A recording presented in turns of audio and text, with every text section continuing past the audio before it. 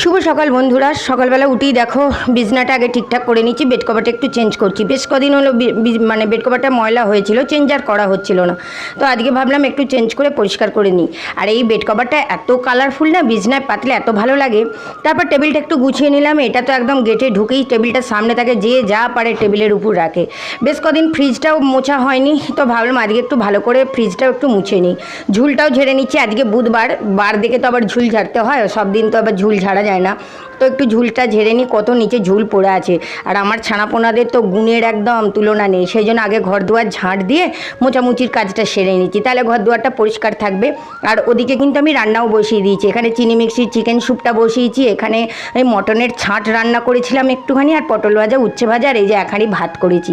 তারপর মা ছেলের খিদে পেয়ে গেছে, দুজনের জন্য একটু মুড়ি চাট করে মেখে নিলাম, আর এই যে 2 কাপ চা করে নিয়েছি।